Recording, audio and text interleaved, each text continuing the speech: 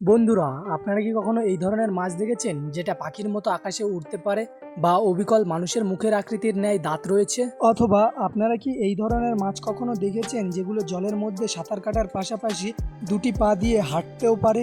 আজকের ভিডিওতে আপনারা কিছু এই ধরনের মাছ দেখতে চলেছেন যেগুলো দেখার পরে আপনিও অবাক হয়ে যাবেন এবং ভাবতে থাকবেন এই ধরনের মাছ কি করে থাকতে পারে। তো চলুন শুরু করা যাক।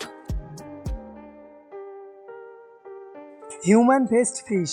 সমুদ্রের গভীরে যে কত ধরনের অদ্ভুত অদ্ভুত প্রাণী রয়েছে তা আপনারা এই মানুষের মুখের মতো আকৃতির এই মাছটিকে দেখলেই বুঝতে পারবেন। 2019 সালে মানুষের মুখের আকৃতির এই মাছটিকে প্রথম দেখতে পাওয়া যায়। সেখানে থাকা সমস্ত লোকই প্রায় হতবাক হয়ে গেছিল এবং চিন্তায় পড়ে গেছিল এই ধরনের মাছ কি করে থাকতে পারে। মানুষজন এই মাছটিকে দেখে ভিডিও করে সোশ্যাল মিডিয়ায় আপলোড করে দেয় এবং মাছটির ভিডিও দেখতে দেখতে দ্রুত ভাইরাল হয়ে পড়ে। এই মাছের এই ভিডিওগুলি দেখার পরে অনেক মানুষ বিশ্বাসই করতে পারছিল না যে পৃথিবীতে এই ধরনের মাছও থাকতে পারে এবং অনেক মানুষ কমেন্ট করতে থাকে এটি কি সত্যিকারের কোনো মাছ নাকি টেকনিক্যালভাবে বানানো হয়েছে। তবে এই মাছটিকে দেখে আপনাদের কি মনে হলো তা আমাদের অবশ্যই কমেন্ট করে জানাবেন।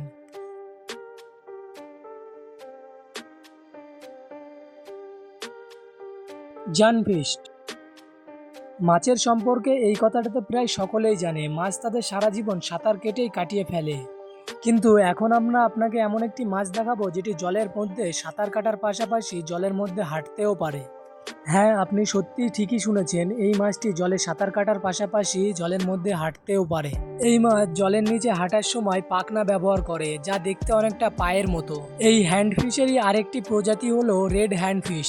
এটিকেও জলের মধ্যে তাদের পাখনার সাহায্যে হাঁটতে দেখা যায়। আসলে হ্যান্ডফিশের এই পাখনাগুলি অনেকটি মানুষের হাতের মতো দেখতে, যা সমুদ্রের নিচে তাদের হাঁটতে সহায়তা করে।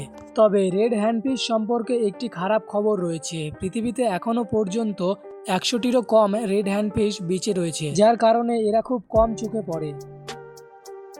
ক্লাম্বিং পার্স ফিশ বা কই মাছ।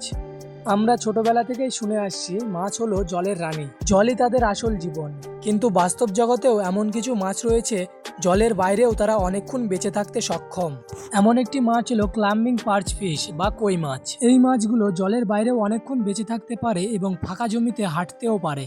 এবং তাদের সবচেয়ে বড় বিশেষত্ব হলো তারা নির্ভয়ে গাছে উঠতেও পারে। এইসব কারণের জন্য এই মাছগুলিকে ক্লাম্বিং পার্চ ফিশ বলে ডাকা হয়। আসলে এই মাছটির শরীরে কিছু ধারালো কাঁটা রয়েছে যার সাহায্যেই তারা গাছে উঠতে সক্ষম হয়। আপনি এই কথাটা শুনলে অবাক হবেন, এই মাছগুলো জল ছাড়া প্রায় 10 ঘন্টা বেঁচে থাকতে পারে। Flying fish. জলের মধ্যে সাঁতার কাটার পাশাপাশি হাঁটতে থাকা মাছ বা কখনো গাছে ওঠা মাছ তো দেখলেন, কিন্তু আপনি কি কখনো পাখির মতো আকাশে মাছ উঠতে দেখেছেন? যদি না দেখে থাকেন তাহলে আজকে দেখুন, এই মাছটি সত্যি সত্যিই বাতাসে উড়তে পারে। যদিও এই মাছটি অনেক দূর পর্যন্ত উড়তে পারে না, কিন্তু অন্যান্য মাছের থেকে এই মাছটি অনেকক্ষণ বেশি বাতাসে থাকতে পারে, যার কারণে এই মাছটির নাম দেওয়া হয়েছে ফ্লাইং ফিশ। এবং এই মাছটি প্রায় ঘন্টায় 60 কিলোমিটার বেগে উড়তে পারে।